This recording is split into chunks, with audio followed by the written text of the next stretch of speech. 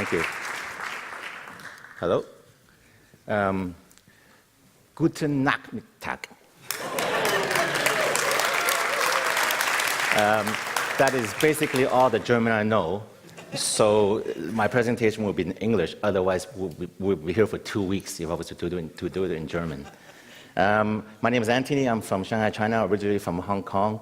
I'm the founder of Evolve Group, and we are basically a mobile social media company which develops mobile loyalty programs and manages big data for the retail clients in China. Okay. So today I will share with everybody our thoughts on new retail, what we think new retail will be, and to share with everybody here some of the things which are happening in China.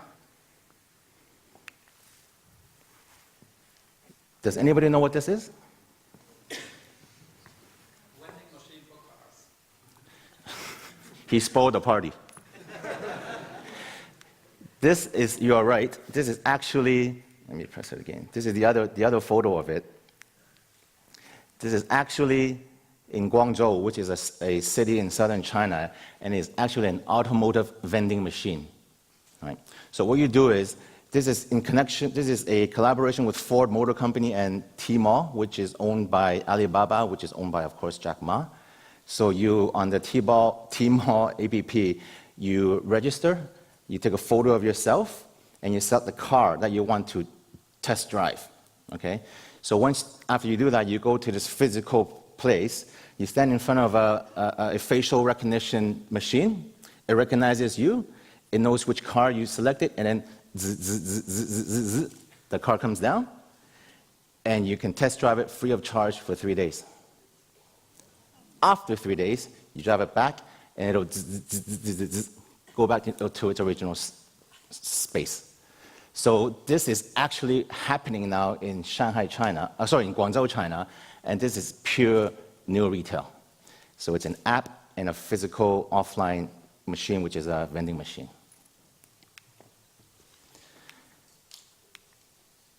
So I want to pose a question to everybody here, whether it's food or non-food retailers.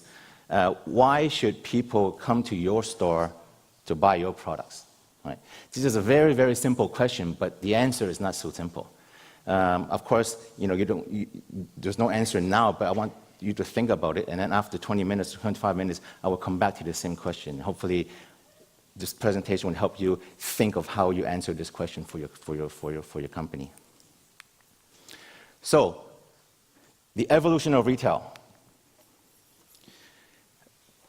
Before, there was brick and mortars. This is maybe 15, 20 years ago when there was no internet, there was no mobile e-commerce, everything was traditional, modern, offline retail stores. Then we developed e-commerce through the internet stage, beginning in early 2000.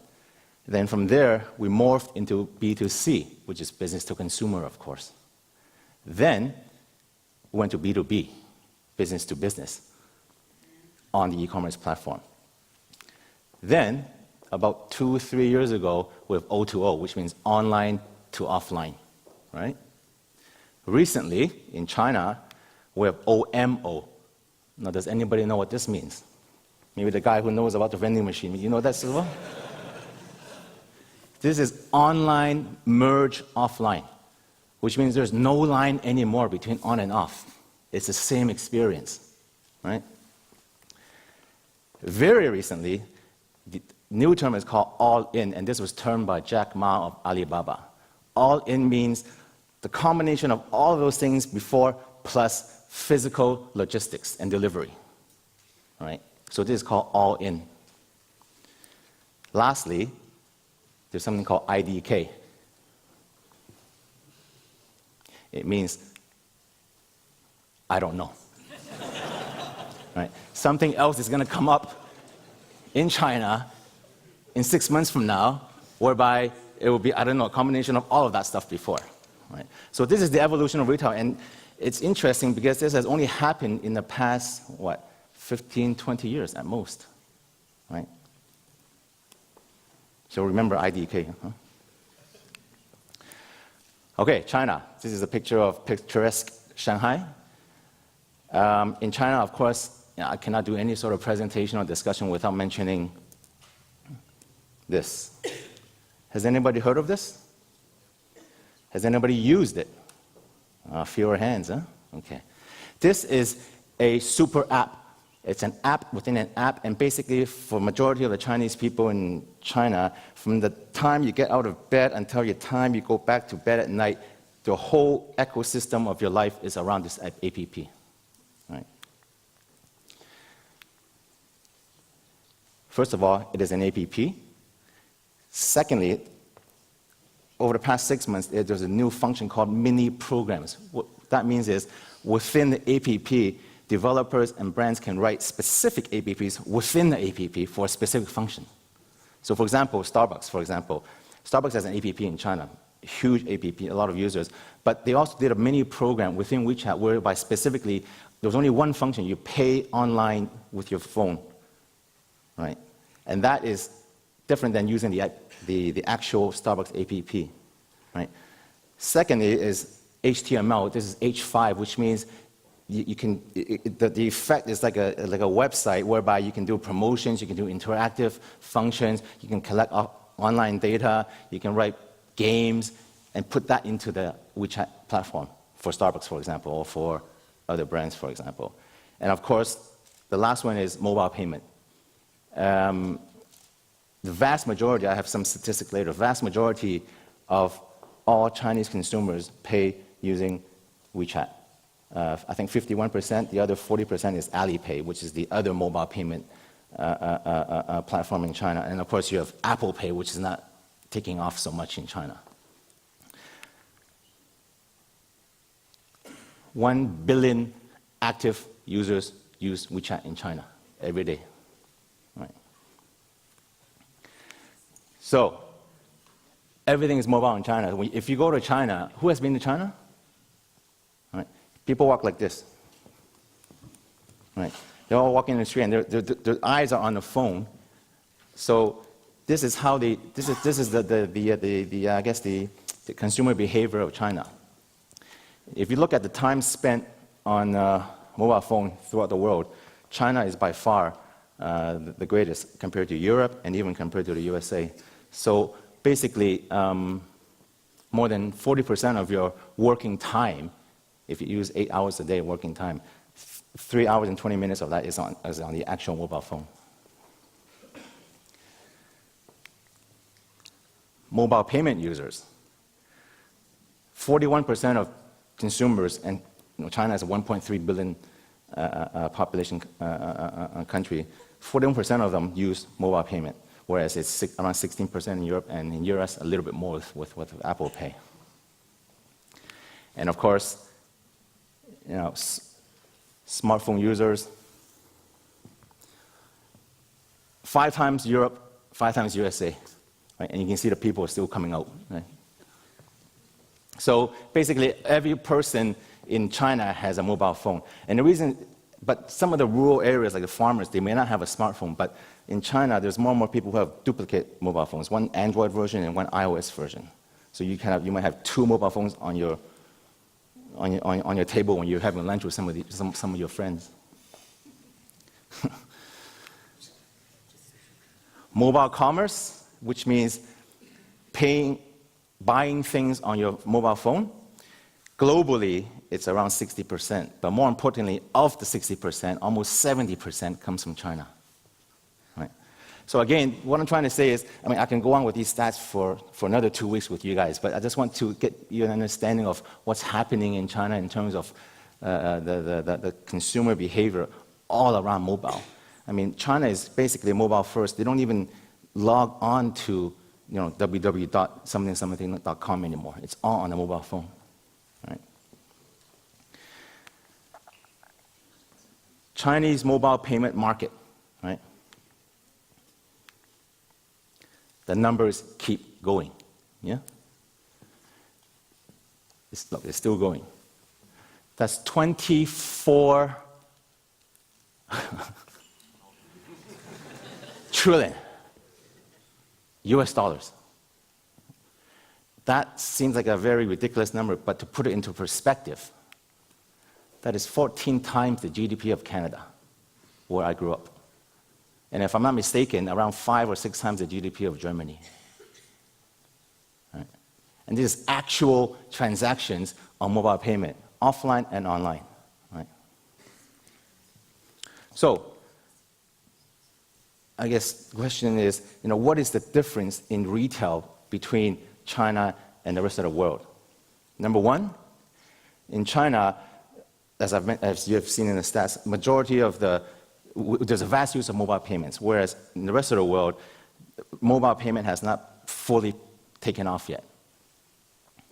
Secondly, China has a very, very developed logistics network. I think we have some UPS friends here. China has very, very developed logistics network, which means there's a company called SF Shunfeng in China. Basically, you can get your goods the next day anywhere within China.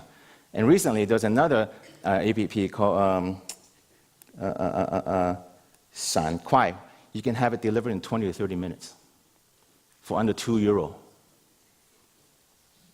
Okay? So it's a very, very developed logistics network in the whole of China, whether it's locally, regionally, or rurally. And overseas, it's basically primarily because maybe the costing issue is a lot of it is you buy online and you pick it up offline.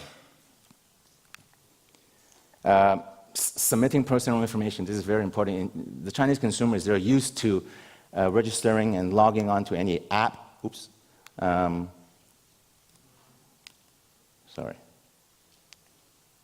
And submitting their personal information. Not necessarily your bank account or anything like that, but your mobile phone number, there's SMS verification, and so forth and so on, just to use an APP or to get some sort of benefit. Overseas, data privacy issues, especially here in Europe with the GDPR coming up, that is a major, major concern. People don't, I don't want to give out my data, right? And that stifles the development of mobile societies around the world. Lastly is third-party platforms are the norm, whereas in overseas, it's more the business all comes from independent APPs. What I mean by that is, in China, the behavior is huge online marketplaces like Taobao, like Tmall, like JD, right? Similar like in America, there's Amazon. So all of the consumers, they go onto these marketplaces whereby you might have 2 million or 3 million online merchants. It's like a big virtual shopping mall. They go in there and they can go into any brand they would like, as opposed to going into Levi's.com, as opposed to going to Nike.com, as opposed to downloading the Adidas app. So this is a major fundamental shift in how people in China consume as opposed to the rest of the world. So very quickly about what happened just in the last 12 months alone. I'm not talking about 12 years, 12 months. Some of these, of course, you already know. Alibaba, they invested around $3 billion US to have a stake in a major hypermarket grocery chain in China called Sun Art Group. Of course, some of our friends mentioned Hema. Basically, it's a fresh produce new retail supermarket whereby you can only shop having downloaded the app. You cannot shop if you don't have the app. Why? Because the payment is through app, no cash. Right? Of course, Alibaba in the process collects a lot of data about you. Right? Secondly is Tencent, which is the parent company of WeChat. They strategically invested 4 billion RMB for a 5% stake in a major supermarket chain, offline, modern trade supermarket chain in China called Yonghui. I think they have 2,000 stores. And of course, everybody knows about Amazon and Whole Foods. So something is happening, right? What is happening? Why are these major online companies buying all these traditional offline physical modern trade stores? Well, it's very, very simple. Because the offline market, even in China, is still 5 times bigger than the online market. And it's around 10 times bigger in the USA. Right? So all your online companies, Amazon, Tencent, Alibaba, JD, they've done billions and billions of business online over the past years. Growth has slowed down a bit, and they see that the offline market is still actually multiple times bigger than the online market. So there's mass mass potential in the offline market. Still, contrary to popular belief. So not everything is online, even in China. The market, specifically for offline grocery, in China alone, there's around 43,000 physical hypermarket stores, which includes Metro, Walmart, Carrefour, Auchan. In Germany, according to our calculation, around 32,000, which includes Metro again, Aldi, Lidl, Rewe, Edeka, Carrefour. In the whole of Europe, 123,000 physical grocery stores alone. This does not include retail, does not include pharmacies, does not include luxury brands, right? So the hypermarket market in China alone is 3 trillion offline. That's around 350 billion US dollars.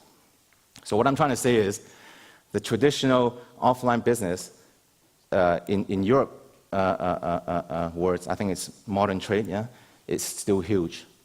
And while I'm on that topic, now does anyone know what this term stands for? Buy online, pick up in store, right? So this is basically the Amazon model. You buy on Amazon, and now they acquired Whole Foods. They have certain lockers that they put in certain Whole Food stores, so you go to the Whole Food stores and pick up what you bought on Amazon without having to have it delivered. But this doesn't apply to China. People want everything delivered. They want the entire customer journey completed without them leaving their home. Right? So they're not going to pick up something if they ordered it online. The sale will not be made. Right? So it is a status quo, and it is a customer basic requirement in China. Right? So if you have a business model where in China you buy online, you pick up in store, you'll probably close down in 6 months. So this brings me to my next topic, is that people are, I should say, becoming lazy. People are not inherently lazy. People are becoming lazy because of the development of technologies. And I'll give you 4 very, very powerful examples of why this is happening in China.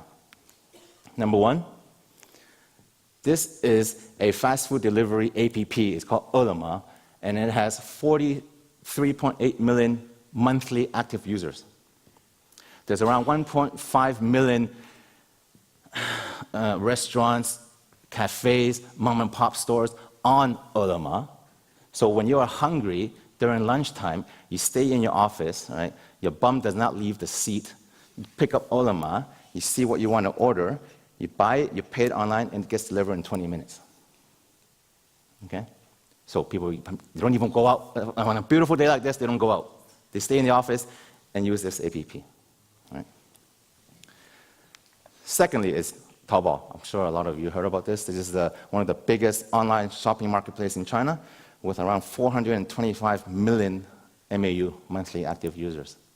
Right?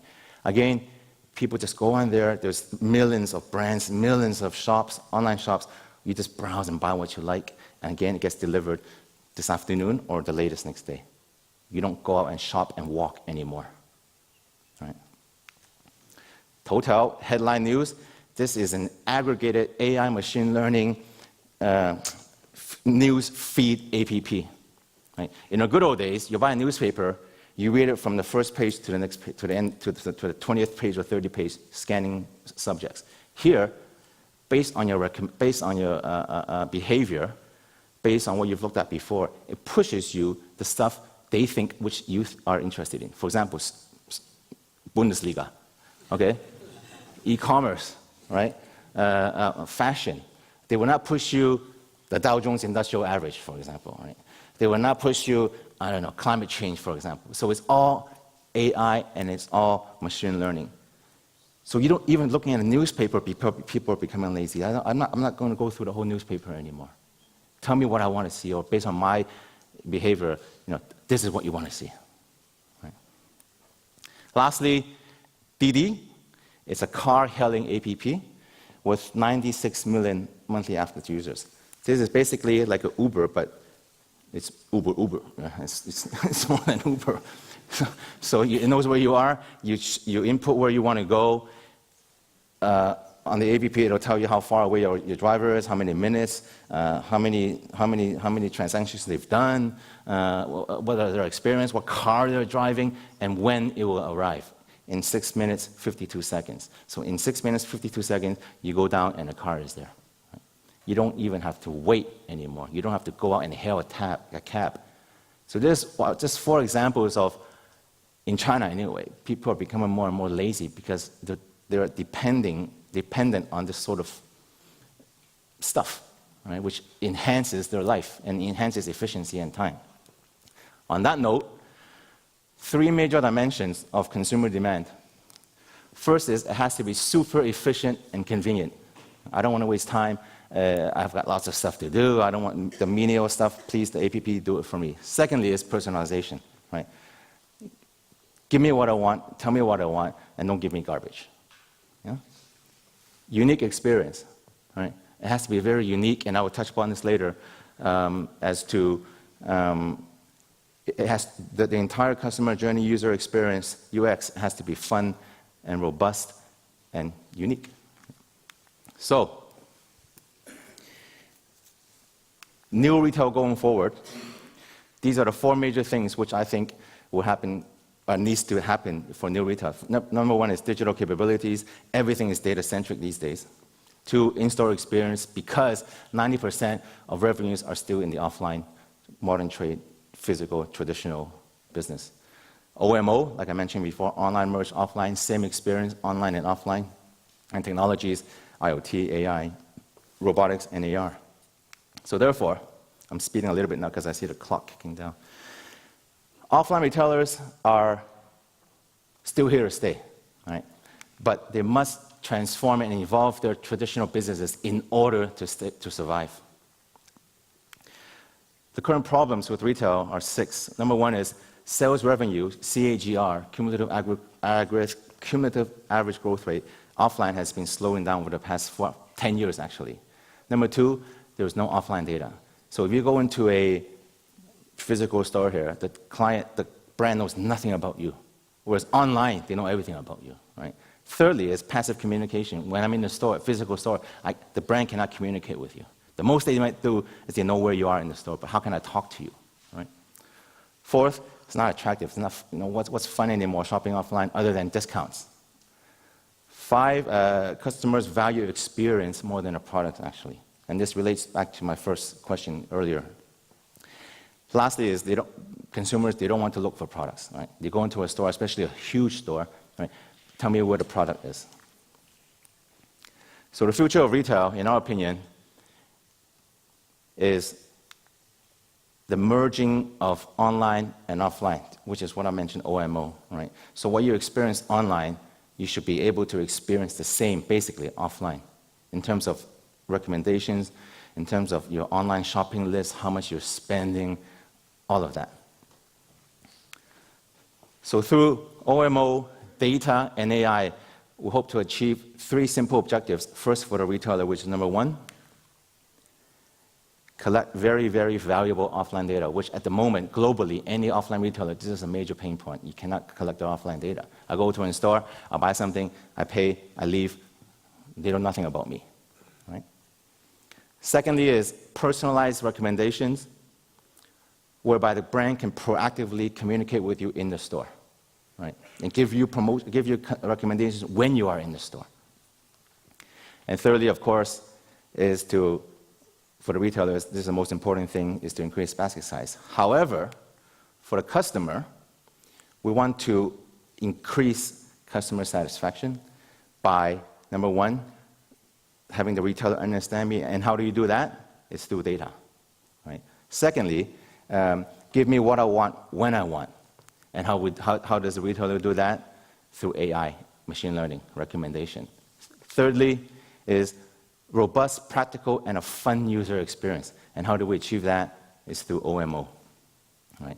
So having said all of this, right, so how the heck do we do all of this? In our opinion, the most valuable asset in any company, anywhere in the world, in any industry, is data. And we can use some of these tools, which actually, Metro Cash and Carry is one of our biggest partners in China. We manage all of their loyalty program and member data. throughout the whole of China. And some of these stuff we're already using with Metro. Right? So mobile social media, big data, machine learning, AI, robotics. Right? Our own social CRM platform, which we develop ourselves, at the moment we're managing around 1.5 billion pieces of data. Right? 10 million active loyalty members on our platform. We process around 11,000 new members' data every day. And actually, during promotion campaigns, we're processing 350 members' data every second. This is a machine learning platform. This is live data. Right? So what you see happening here is the data is grouping themselves based on an algorithm which we have written. Right? So if you see this a bit longer, you will see the data in different clusters. Right? So this is actual live data. There's around 200,000 pieces of data in there for one of our customers. So we can predict products, campaigns, content, or coupons for different people based on machine learning. So I would get a different campaign than Stefan, for example, through machine learning, as opposed to one coupon fits all. Right? The AI shopping cart. This is something which we will pilot very, very soon with a major European retailer in China, whereby the cart, you scan a cart, you shop around the store, I know where you are, you're in the wine department, I will push you a Spanish wine, for example, which is on promotion.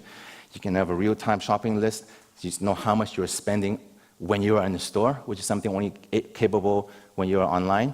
And it will recommend product pairing. So if I buy this wine, I would suggest cheese, or I would suggest ham to go with your wine. So this is something which we'll be pushing out, or piloting actually, very, very soon in China. And this is, the product pairing is impulse purchase. Right? That is a way to, for you to discover new products and to maybe try these new products, which increases basket size for the consumer. Finally, how it all comes together. Mobile social media solutions, which has a bit of marketing in there, data collection and management, plus machine learning and impulse purchase results in increasing basket size, and of course, increasing customer satisfaction. So, going back to my question, why should people come to your store to buy your products? Now, if some of the things which I mentioned earlier in the past 20 minutes can be applied to some of the retailers, then maybe that's your USP, that's your unique selling proposition to differentiate you and other people. Because, this is my last slide, sell the experience and not the product. Yeah? So, thank you.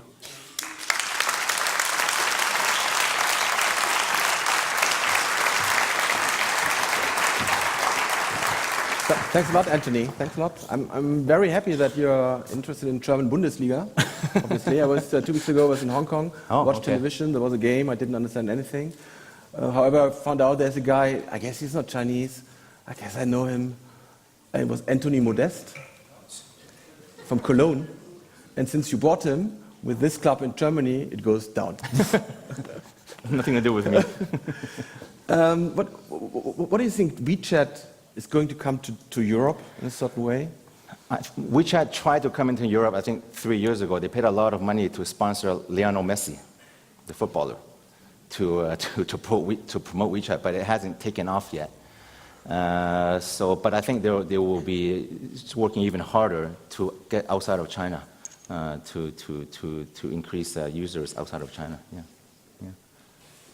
Do you have the feeling after probably what you also learned in a certain way in the last 2 days, that if now a German retailer, so there was in the press that Aldi probably wants to go to China with physical stores, what would you recommend them, or would you even say, hey guys, you are so far behind in Europe, you don't have enough knowledge to enter the Chinese market? I think if a company wants to enter any market and they're late, they must leapfrog. Right? They must leapfrog, meaning they must go immediately to the existing hottest or most relevant channels, as opposed to going through the regular channels. For Audi's case, my understanding is they would go into the online market first in China. So they may have I don't know if there's any Audi people here, but Unfortunately not. okay. Then I can There's say a whatever I reason want. why, but, No, I think that they will go into the online e-commerce market, and then depending on what they see in terms of customer behavior, possibly they will have modern trade physical stores. Yeah. but you say if they do, then they really have to be state of the art. I would believe so because everybody They else have- is. they have Everybody to. else, yeah. Yeah. Because a lot of the major multinational hypermarkets are already in bed, if you may, with either Alibaba or Tencent, Carrefour, Walmart. Yeah, lots of them. Yeah. Okay, other questions from the audience? No, then one asked from me. Alibaba, I was in a conference last year. Alibaba presented something general. Actually, we were interested whether we should be afraid that they want to really enter in the European market. Do you think this will be a vision that Alibaba comes and kills Amazon in Europe? Tries to kill Amazon in Europe? And there are some in the room who would be happy about that. I don't think they will be able to kill Amazon, yeah, because the payment method is totally different, and maybe the Western countries are more used to Alipay and credit cards, whereas if Alibaba comes in, they would definitely push Alipay, and the Western market takes some time to, I guess, be familiarized with Tmall and Taobao and Alibaba. Okay, but one last, let's say in a certain way, private question. You live in Shanghai. Mm-hmm. I learned 30 million people, or 13, 30? Oh, just China is 30 million, 30 million. Just China, just Shanghai. Just Shanghai, yeah? 30 Millionen. How are the last 2 days in Heilbronn? We have over 100,000 people. We don't have a metro. We don't need a metro. I've been here 3 days in Heilbronn, and I must say, I think I'm the only Chinese guy in the whole of Heilbronn. Right? So I feel a little bit lonely, but because I've been just taken care of such well by Stefan and his team, I feel better. Thanks a lot, Anthony. Thank you. Thanks a lot.